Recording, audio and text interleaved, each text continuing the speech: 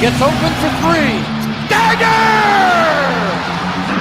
The kick, and here it comes. Swing and a miss! And a World Series Game 7 winning Curly W is in the books. Washington Capitals are the 2018 Stanley Cup champions. You like that? You like that? I like that. You gotta like that, right? My approval ratings keep going up. Sorry to keep you waiting. Complicated business. Welcome in Defeating the Curse. The streak continues. Tuesday night recordings continuing to happen. Happy to be here with you. My name is Joe. FP is on mic 2.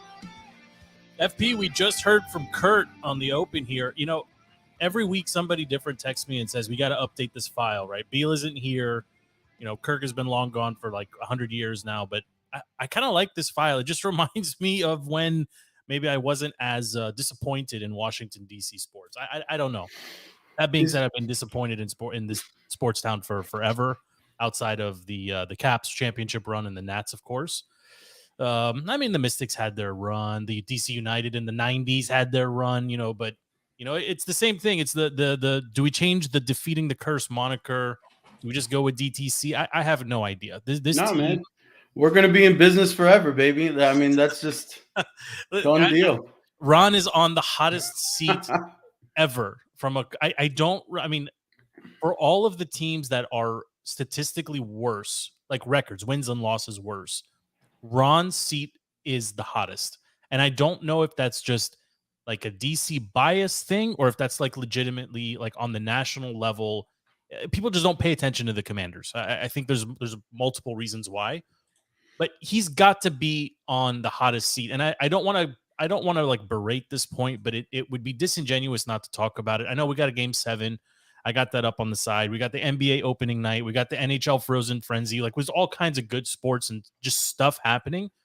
But we would be remiss not to start just talking about Ron for a little bit here. And this is for anyone who is new to the show. The last several weeks, there has been growing frustration with JDR and with Ron Rivera, right? Ron stands like a statue. I saw a great meme from Barstool. I don't know if you saw this, but Ron, he stands on the sideline. He looks like the neighbor who's looking at a frat party, considering whether or not he's going to call the cops. Right? Like he's the equivalent of. This is DC after all, right? So to just bring it around to Congress, right? He's the equivalent of voting present. He's just present, and I don't think anyone can point to anything that he's doing actively to better the team. When he came in, and this is probably the most frustrating thing of all. And to hear it kind of reverberating now, and it's like people are remembering what he said when he came here, right? We were excited when he came here. Maybe a mix of false hope and, there's just a change of scenery and like a legit coach who was average statistically, but okay, a legit coach. When he came, he said this is a multi-year process. 3 to 4 to 5 years. Exactly the same. The difference is, and if you want to give him credit for something, it is literally almost impossible to have the same record every single year with different players. Like the offensive line has gotten worse, but he's still, I guess it's a positive, right? He's still managed. No, there is nothing positive about Ron Rivera. It's maddening. Ever. It's maddening. And Stevie and I, we on Sunday we talked about this a little bit in the post game. The line he inherited and the line we have, like this is a Ron problem. Like you cannot separate the current offensive line and the players that are on it from Ron. He's been here now for 4 seasons. It's the same story every. I don't know where to go from here. Like you can't listen. There's a lot of narrative about how the line got worse under Ron, and that's 100% true. But Trent was leaving. Talent left, right? Trent was going to leave no matter what, right? Brandon Sheriff. That was more of a Dan thing. Brandon Sheriff got tackle money to play guard. He was going to go anyways, right? Like you could have tried to pay him, but he was getting tackle money to play guard. He was out of here. The biggest error is letting Morgan Moses go, who the 4-2 whatever Ravens are just obsessed with. Lamar Jackson loves him. Yeah. He had 2 years left on a very affordable contract, and we let him out the door because Ron wanted Ron's guys, right? Ron wanted his Ron's people, guys. and he was like, I drafted Norwell, who undrafted free agent, and he turned all pro. I know best, and he kind of has this like old dad syndrome. Me and LP talk about it, where he knows best, everybody else is stupid, and he can coach up anyone, right? He Yes. just has this faith in himself. He and believes faith too in much his in his guys. scheme. He believes And way too much in his scheme. And I mean, you even saw it on Sunday against the Giants. Cornelius Lucas comes in. He came in temporarily when Leno got hurt. Or no, sorry, Sadiq Charles got hurt. And the other guy came in. Crap, what was his name? The other lineman. LP's going to kill me for forgetting the lineman's name. The rookie. Stromberg. Stromberg comes in, plays area of knowledge, but okay. Plays insanely better than Sadiq Charles. Sadiq Charles has taken 5 years to develop into a starting caliber player, yet we still trot him out there week in and week out. There comes a time, and we were talking about it when Cody Barton went out on Sunday, where the team that when Ron goes on his runs, it's when we have a addition by subtraction. When somebody gets hurt, Yes. that the entire world says shouldn't be playing, and they get forced out, and then the other guy comes in, Sure. suddenly the team's better, right? And it just that alone should get Ron fired. But to have this caliber team, he is the Jeff Fisher of 2023. Well, I think you're being generous because Fisher was constantly 500. Yeah, he was super talented roster. Leaves, McVay comes in, Super Bowl team. Well, I mean, and I hate to even bring this up, but I always bring it up, right? Like these, like how many guys were in your building that you let walk out to bring another dinosaur in here, right? I mean, Jay was not a dinosaur, but you had a ton. I mean, you talk about like a failure from the top to the bottom, right? When you look at the coaching room, when you look at the staffers, right? We're talking about 6 current head coaches that all were in one freaking locker room.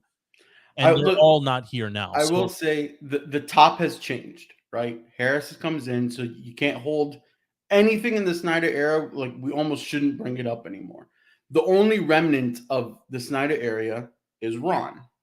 I can guarantee you there's nobody in Ron's coaching room that is a hidden talent that goes to a different team and explodes. I agree with you. And frankly, I don't think Bieniemy is the answer from a head coaching perspective, right? I think he's got to prove himself still. He's got to prove himself to be, the offensive genius that everyone claimed him to be leaving Kansas City. And, I spent a lot of time yesterday on Monday just kind of thinking through, like, what were we think like Bieniemy coming here, we painted it as if it was like it was a miracle, right? Like he really, like, all the teams he was going to end up at, right? Like Washington made arguably the least sense, but then there's a reason the guy has interviewed a zillion times for head coaching positions or assistant head coaching positions and not been able to secure to get it done, right? And frankly,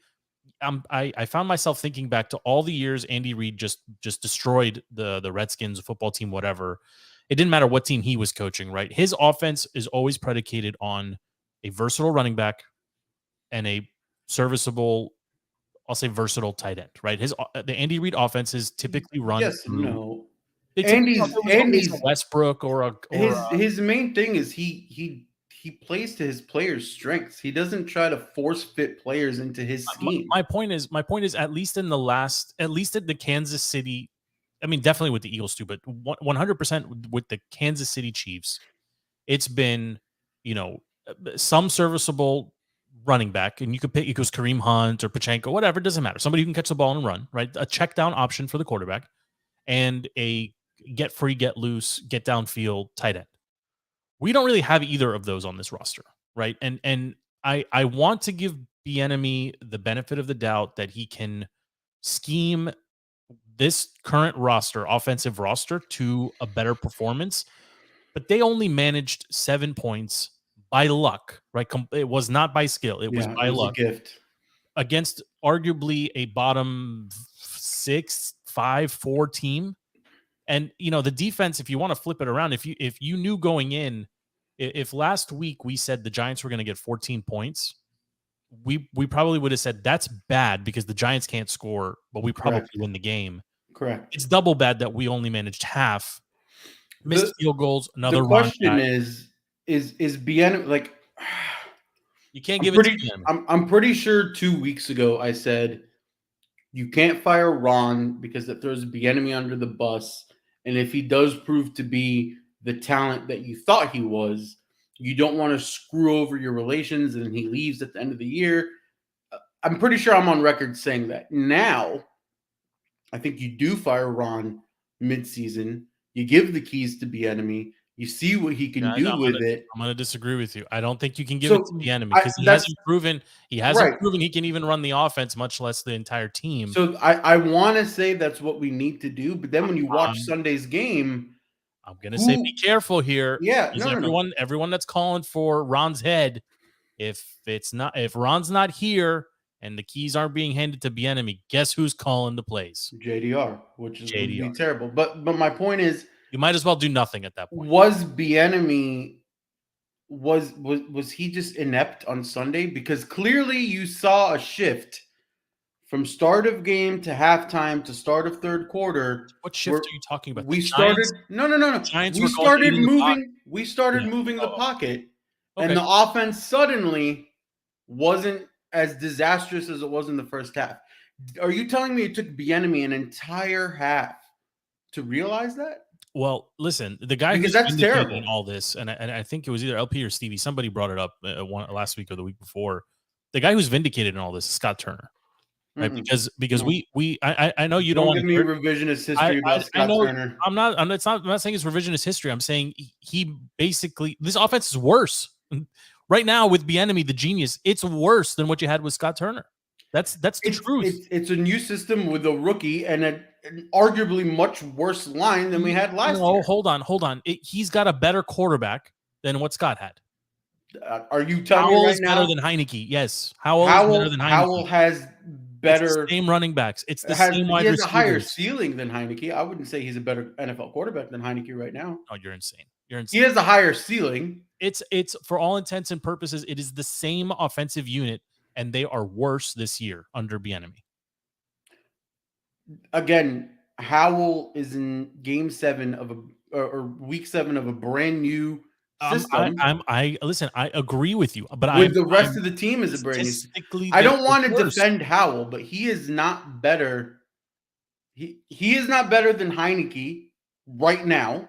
And Scott Turner, we are not doing revisionist history on Scott Turner's offense. I disagree with you. I think Howell is better than Heineke. However, I would say if I wanted to argue the flip side of that, Heineke doesn't get sacked 6 or 7 or 9 or 15 times. That's called being better. Having pocket presence is better. Having eyes down the field and trusting your receivers is better. The YOLO balls. I don't want to see YOLO balls now that we have a quarterback who can actually throw receivers open to some extent. You got YOLO balls second half with Terry again on Sunday. Sure. It worked. Yeah, I'm surprised Terry isn't clamoring, or at least he's too nice of a guy to demand a trade. But like, if Terry does, if Terry becomes as quote unquote unprofessional as Jonathan Allen, dropping F-bombs, wearing a do-rag, showing the chain on camera, then shit has hit the fan 400%. Did you mind? Jonathan Allen is the most. Did you mind Allen coming out and saying stuff like that? I didn't mind it at all. I loved it. That's how we feel. Yeah, I loved it, but I'm pretty sure you can find a 2022 clip of him saying that with F-bombs, a 2021 clip of him saying that with F-bombs, He is a leader in that locker room. He has also disappeared since week 1, more or less. And great, we all feel your frustration, bro, but fix it. You're the player. Fix it. Yeah, I don't know what we expect of players, though. Like, I don't know how players just fix it, right? I don't know what you go out there and do to fix it. I don't know what the defensive line can do to make the linebackers better, or to make St. Juice not freaking peacock and dance around for making a tackle after getting burned on 2 consecutive plays. Like, that stuff has to stop. I'm so happy you said that. I was yelling at LP all game that Chase was celebrating after a sack. I don't want to see BSJ was doing the lockdown. I don't want to see the end zone celebrations. I hate it all. I don't want to see the fun bunch jumping into. You know what I want to see?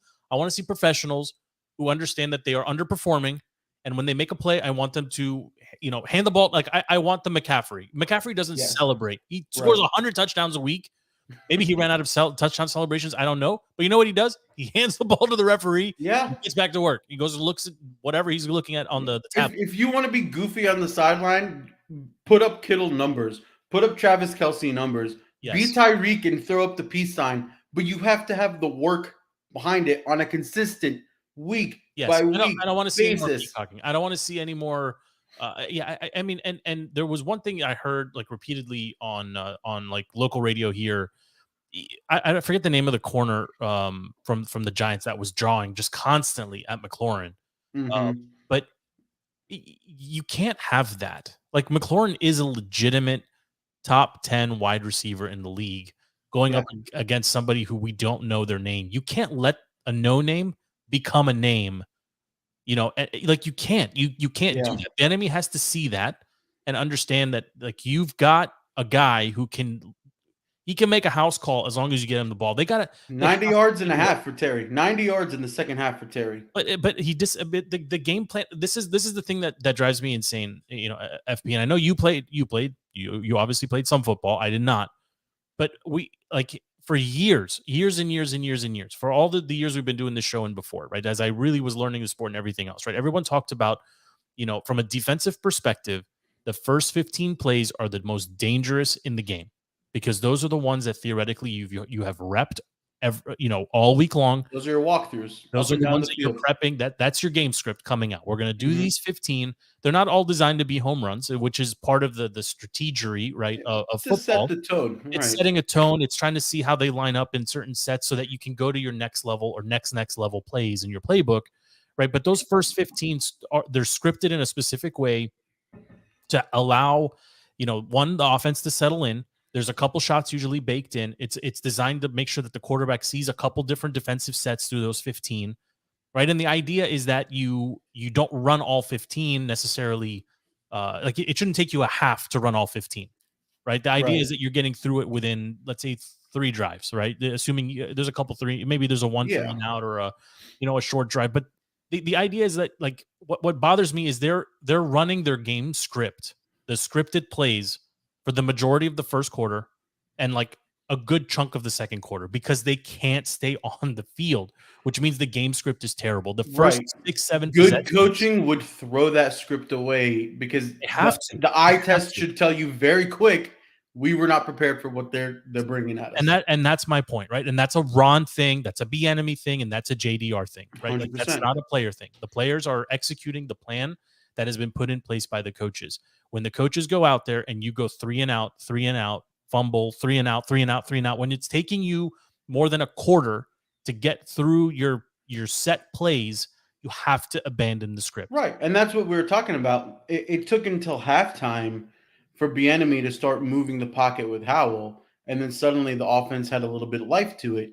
But also, there's no communication. And we were talking about this yesterday watching the Vikings game. There's no communication between players on the field ever. Yeah. Ever. You don't see linemen shouting to each other. You don't see D linemen talking to each other. Linebackers coming up and tapping the shoulder. I'm blitzing left. I'm blitzing right. You don't see anything. Yeah, it's flat. Maybe it's some flat confusion with the secondary. You don't want to see that. Yeah, I agree. I agree. But it's all coaching. It's all coaching. This is a roster. It's coaching and culture. This is. I don't like saying this is a talented roster. I hate saying that because so far they haven't proven it for whatever the reason, themselves or coaching. But this is a roster where you have invested so much draft capital on both sides of the ball. Actually, that's not true. On the defensive side of the ball. Well, I mean, okay. Well, I mean, we've drafted 3 linemen since 2016, right? Yes. That's trash. No early round picks outside of McLaurin. Yeah, we refuse to get a real running back. We love these. I love me some B-Rob, but if Chris Rodriguez is coming in, we don't have real running backs. I'm actually praying to all the gods out there that somehow, some way, we trade for Derrick Henry from the Titans before Halloween. I don't think that's going to be enough. He'll pick up the blitz, We know he can do that. How is it not? You 100% have to start respecting the run if Derrick Henry's If they there. can't block for him, I mean, he can't block for himself. He can block for himself. Yeah, He can. Suppose he is an He'll anomaly. stiff arm himself to a touchdown. I mean, he'll fall forward for 4 yards, right? The point is, yeah. we don't have real running If backs. B-Rob and Gibson are averaging 3.5 with Derrick Henry running the same exact plays behind the same line, it's plus 1.5 plus 2. So I do agree with you on that. It's not a talented roster. It's a roster where we have invested a lot of pieces and they're not clicking. And look, we knew this season was a wash. Nobody was expecting a playoff game. I expected more. I just did. We were expecting for Ron to maintain his 500 plus or minus 1.5, right? Like you're there. Well, forget about park Ron for a second. We were expecting the defense to be Top like 5. they were 2 years ago, right? Or their last playoff run, right? Like we are seeing pockets of it. Like I'm actually like I know you're gonna grade the D line. I think as a whole probably is this Chase praise. Don't give me Chase praise. Yeah. Oh. I mean, I feel like at times he limited the celebrating and the peacocking, and I like to see that. That means he's aware of like what's happening. But I mean, if you can trade him, I think you have to do it. You have to consider it. But I'm, he's going to put the team in a difficult position where they're going to be forced to not sign him, and he's going to prove throughout the season that he's healthy, and he's going to get a big contract to go somewhere else. Listen, if you decide to tag him and keep him another year, so be it. But we shouldn't. We shouldn't, right? Like Sweat. I would rather have Sweat. You can't tell me Sweat plus Hill is a significant drop off. But saving that money to address bigger needs. If you're looking at it through the lens of what it costs to get him, second overall pick, etc. Yeah, I agree with you, right? But he's a marquee player. I mean, until he's not, right? But who deemed him a marquee player? We did. DC Media. Yeah. He's not a marquee player. I mean, Ron did by drafting him so high. But I mean, listen, it's Ron. Do you expect them to beat the Eagles or be competitive, or do you expect this to be a blowout? Annoyingly, yes. Annoyingly, this team will play their best game against the 6-1 freaking Eagles. And cool off Ron's seat just long enough to get us to the Patriots game to get curb stomped by Belichick. And that's just this team. Yeah, I actually agree with you. I think FedEx will be overtaken by the Kelly green jerseys, which actually look pretty nice. I gotta be honest. We need to talk about McDaniels calling out the entire NFL referee committee or whatever via Twitter. I missed this. What happened? You didn't see this? Oh, no. He had post by post by post video evidence of the refs calling everything the Eagles' way. Oh yeah, they finished the game with I did see this with no penalty calls. Although no penalty calls, holding face masks, but I mean eyeballs, everything. The fact that you have an NFL head coach essentially saying "Fine me, I don't care," pre blackballing himself by upsetting the league in the Shield and making them look bad. That's big. Let's be honest, though. He's barely a coach. He's a homie. He's something like that. He's a homie. Listen, I think Ron survives this week. I don't think this is if they lose like 70-3 or something, then he's gone. But I think it's a divisional matchup. It's a divisional matchup. Harris is slow, right? We've said that Harris is slow. Yeah. He's not gonna overreact to this. And I don't know how I feel about that. I think it's good. I don't think I want Harris to meddle. Yeah, I think no, we had that already. I don't want that again. Yeah, I think I'm good with him. I want Stan Kroenke Sports. That's what I want. Stan owns the Arsenal, Arsenal Football Club. He owns the Nuggets. He owns the Rams. He owns everything. Okay, the Avalanche, whatever. He his name because he's present at all the banner raising ceremonies. But he does nothing else. He does nothing. That's true. That's what I would prefer. No, Jerry Jones is an anomaly. The hope is that Harris is backdoor talking to a bunch of people about who to bring in. I don't even think it's that backdoor. I think Magic Johnson is going to continue to do these passive aggressive tweets, just giving us his like he tweets. It's the equivalent of like what I would expect my dad to tweet. He right? tweets If like Chat GPT. he Give me a just- recap of the he's like, Redskins Giants. you can't win if you score 7 points. You're right, Magic. You're right. But like, I think that's his role within this ownership rank. Like, he's the guy with like super minority stake, but he's got a platform that matters and people respect him. Stevie also said when Stevie met him down in Atlanta, he said he smelled wonderful. So that was an interesting takeaway. But it's okay. Like let Magic be that. Let Magic be the boogeyman. What rich people don't smell wonderful? I mean, I don't know how to answer that question. I've never smelled someone. I've never smelled a rich person who was not smelling wonderful, I suppose. I mean, People say that B. Mitch smells amazing. Does he? Yeah, I feel like he all the Tom looks Ford like stuff and whatever. He looks like he would smell like classic CVS aisle Old Spice. No, I don't think so. I don't think so at all. I think he smells like a country club. That's what I think he smells like. I can see when I see it. I maybe it's his like southern twang when he talks. I just see Old Spice. I definitely don't see that. But let's okay. Ron survives this week, yes or no? Yes. Yeah. Sadly. All right, let's do some top 5, low 5. I'm gonna go first. Low 5, and this was tough. Panthers still the bottom because they are the Panthers. They look super bad. But I got to be honest, the Patriots, the Broncos, the Giants, and the Bears, they all looked way better than the bottom. I've been saying the same teams now for 6 weeks. I think the Titans might be worse. I think the Commanders are worse. The Jets don't belong any longer in that conversation. I mean, it's slim pickings here. And the Giants and the Bears, I can't believe I'm going to say this, but they're not worse than the Commanders right now, especially considering they've lost head to head. I got the Commanders in, last couple of weeks in that 17-18 range, 25-ish range. I mean, that's where they belong. Yeah, I figured you were going to do that, but those are kind of the poopy teams in the league, and man, the Delta is the Commanders belong in that set. They just do. I want to put the Commanders at 33, just how angry I am with them.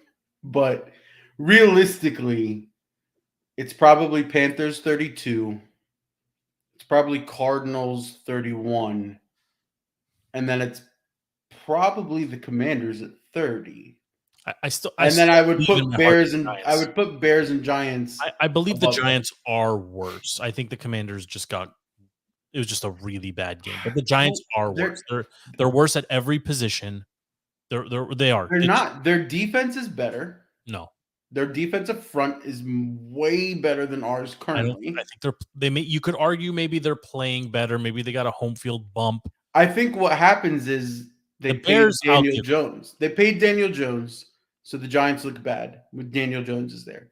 Terod in, they don't look bad. With the Bears, they didn't look great offensively, but I mean they had like 20 yard plus plays. That's how bad we are, but also he was capable of doing it. I do want to talk about the Bears here for a second. Tony Baguette, I don't know his real name. Padgett. Yeah, he looked. I mean, he didn't look great, but he looked better than Fields at times, right? Like I don't think there's a quarterback controversy. I think Fields is healthy. Fields is the guy, right? I don't think they're ready to bail on Fields. But the Bears are going to be an interesting team to watch down the stretch because they've got 2 super high draft picks. Yes. Depending on what happens obviously with themselves, but also with the Panthers. Mm-hmm. If they start stringing some wins together, that may not be the right thing that they want to do here. Like, this is an interesting position, I think, that they find themselves in because they don't have a legit running back. That's just my opinion. I think DJ Moore is serviceable, maybe more like a 1.5 or a 2, maybe not a number, like a clear number 1, but leave that aside for a second, right? They've got some pieces there. Defensively, they don't have much. That's like from like super talent perspective. So they do need these 2 picks to be used and preferably, top 5, 6, 7. But they look like a team that could string some games together here and actually, regardless of who's playing quarterback, I mean, they looked okay. They looked okay. I mean, what helps them is that they're in the NFC North. That's what helps them, right? But they have what do they have? Chargers. That's probably a loss. Probably. Saints probably a loss. Panthers, possibly a win. Okay. Lions loss, Vikings loss, Lions loss, Browns loss. Cardinals, Falcons. Falcons actually might be sneaky good. I mean, they could end up with 4 or 5 wins, 6 wins. They're gonna have honestly, looking at their schedule, how weak it is, they might have a better record than the Commanders end of the year. Yeah, well, I don't know if the Commanders have another 3 or 4 wins in them. I don't think they have another win in them, No, unless it's this crazy play up to your competition nonsense. I know we say that. Watch them beat the Cowboys twice and the Eagles, and like beat all the good teams, and then lose to the Jets. With the Jets and the Pats. But yeah, it'll be interesting to see how the bottom of the kind of league shakes out. But by the way, Philly just tied it. It's 1-1. There's no chance anybody wants to see a Diamondbacks Rangers World Series. Right, the entire East Coast would like collectively not watch a Texas versus Arizona World Series. Like we can't have that. The question is, does the MLB want that? No, of course, no way. They needed. But that's what I'm saying. I think they probably won't let it Philly. happen. They wanted Philly, Houston, right? Marquee teams. Yeah. History. A lot of marketable people. Like God, I hate Philly. I want Bryce to get it. I hate Philly. I love Trey. I can't. I hate Philly too much. I want to see as many ex-Nats. Agreed. I want to see them all. I want to see Max. I want to see Bryce. I want to see Trey. I want to see everybody. I mean, seeing Max versus Bryce in a did you watch passionate game? He was laboring. I mean, he's yeah. Anyway, I'm keeping an eye on this one, but it's 1-1. Okay, let's go top 5 NFL. I got the Eagles. I got the Chiefs. I'm moving the Ravens from 6 to 3.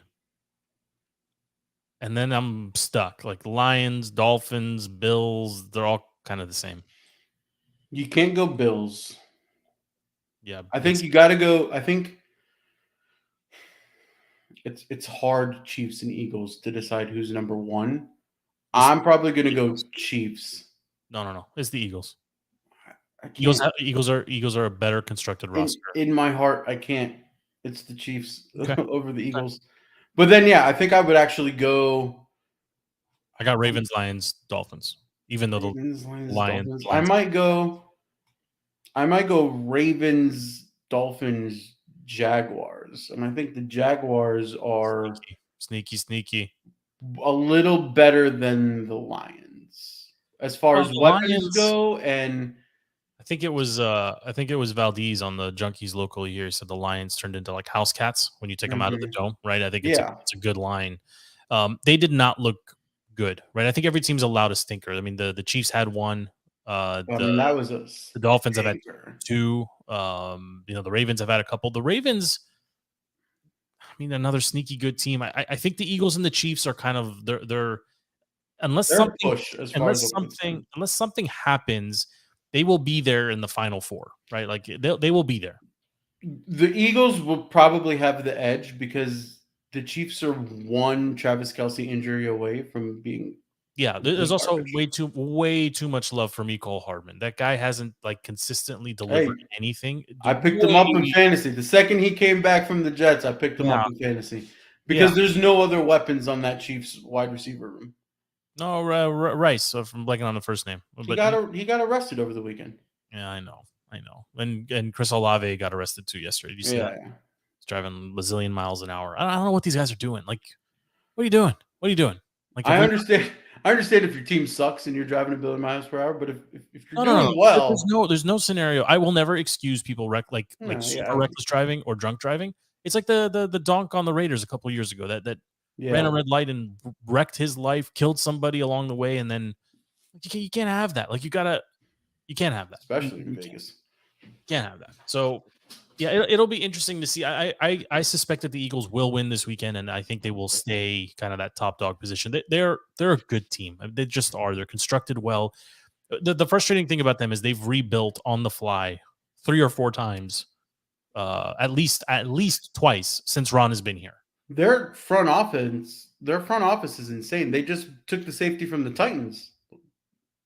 Like they immediately saw a need, went out, got a great free agent, and he's going to come in and he's going to have a Pro Bowl year immediately. Yeah.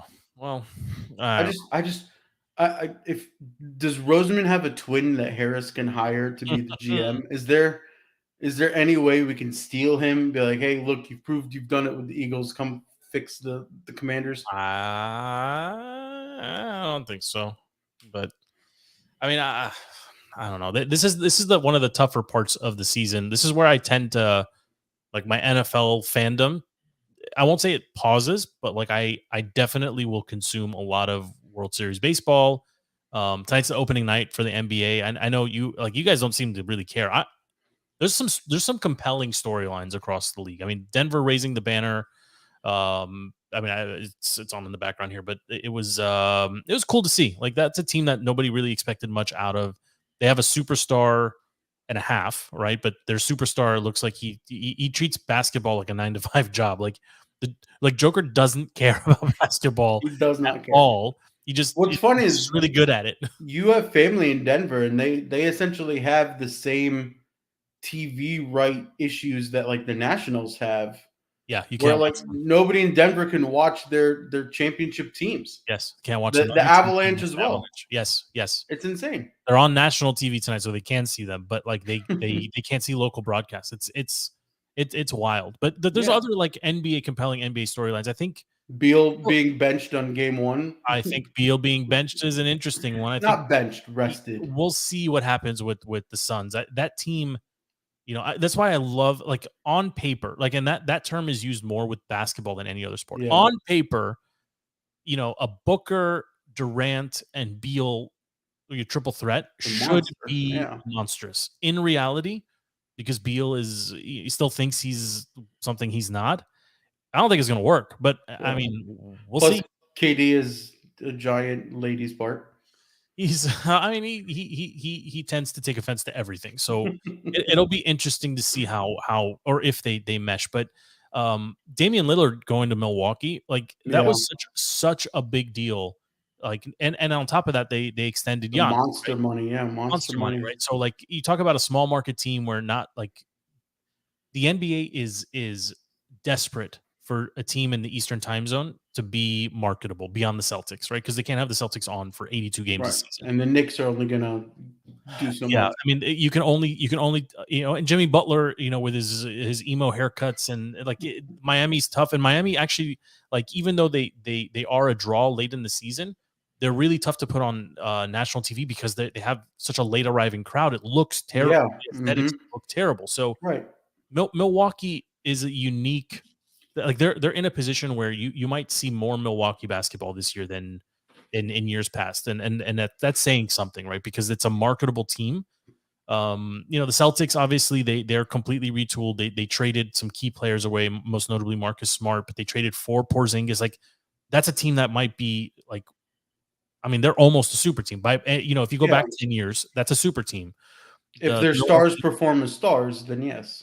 Yeah, I mean, and this is probably the last year the Celtics will look the way they look, right? They cannot. They'll likely keep Tatum and probably let Jaylen Brown walk. So they're an interesting story. We talked about Dame going to Milwaukee, and then Wemby, like Victor Wembanyama, is an alien. His body makes absolutely no sense. He will not survive. How do I place a bet? If he survives the season or not? I don't know. That's your department. But like I keep looking at him, like his body makes no sense. He's waving inflatable arm guy. Legitimately looks exactly like it. He looks like the wavy guy on the side of the highway, like telling you to come buy a mattress or something. He is shockingly like huge. Like there's no correct word for him. There's a photo that I sent you guys where he's blocking Draymond. Like Draymond Green's not like. He's not like he makes Draymond Green look like he's like my daughter, like a 5, 4 foot something. But with his arms aren't even fully extended, FP, and he's towering over everyone. Will not survive an entire season. But you see him like popping threes and like I'm fascinated by athletes that are built that way because like if he's got to D up a Yao Ming, he's gonna get snapped in half. Or if he's Yeah. trying to D up a Shaq, he's going to get snapped in half. I know the NBA is totally different now. There aren't those big guys, but even someone like a Steven Adams, right, with the Thunder, or I'm blanking on, or Giannis for that matter, right? These like stocky, like they're not as tall, but like how do you? I mean, it's like it's must-watch TV just because of the like. I'm so curious to see what he looks like, when he's back to the I basket, and mean, gets the ball, and he doesn't I have would he doesn't say have to jump to score. he's the biggest rookie name I feel in the NBA since Zion. Complete opposite. Zion was just Yeah. fat, and I mean, Wemby's Zion just never. He was going to be Barkley, and he ended up, tractor trailer. So yeah. it's sad, but we'll see. Like he put in the work this offseason. I don't know if you saw pictures of him, but he's down almost 30 pounds. So like that'll be interesting. Like to me, there's a lot of interesting storylines around the NBA. I want to know. I mean, unfortunately, Warriors. the Wizards though are not a storyline. Well, they're going to be a storyline for a different reason, right? But like the The Warriors and the Wizards obviously drama. pulled off that trade, like the 3-way and whatever, and Chris Paul. Like the Warriors are completely being written off. Like they still have arguably one of the better backcourts in the league. I don't think they're being written off. They're just under the radar. No, nobody's. Is that the same thing? Written off and under the radar? No, I think they're being written off. I think they're seen as old. I think I think if you were rebuilding a team and like on a video game console, you're not gonna keep Draymond for as long as you have. Like they haven't aged well, right? Your aging guards are okay, like it's not as physically demanding, but you can't like Draymond can't cover Wemby. He can't. Yeah. Right. And he's getting to an age now where he's not as productive. And it's not a knock on him. It's just what it is, right? But that team hasn't aged particularly well. And Wiggins and obviously Chris Paul, like it'll be interesting to see how they all fit together. If they make 33 pointers a night, they'll be fine. But I'm not sure where they go. And then obviously the team that they traded with, the Wizards, like here in DC, I need them to not be so terrible, but I mean, Poole and Beal are a push. They're the same player. Just Poole is younger. Well, Poole seems interested in playing basketball, where Beal was more interested, I think, in being a star and maybe not. He didn't play defense anymore, basically. Kuzma is interesting. Like I think, like Poole, Kuzma, and Denny, like they're interesting. Like that's an interesting. I mean, people were given the front office crap for extending Denny, but they had to spend the money. Like the NBA has some of these weird rules where you have to spend at least 90% of the cap, so they had to pay him. But I mean, I'm excited to see Bilal Coulibaly, right? Unfortunately, his name isn't very marketable. I think that's going to be a struggle. Like they got to find like maybe if he goes by like Cooley, like maybe we can get that trending or something. Maybe you can have another DC Cooley. I mean, you got another option for me? I don't know. B-ball Bilal. I mean, that's pretty bad too. I don't know. But like Bilal is an interesting. Obviously, he's Wemby's teammate. He's lanky and weird looking too.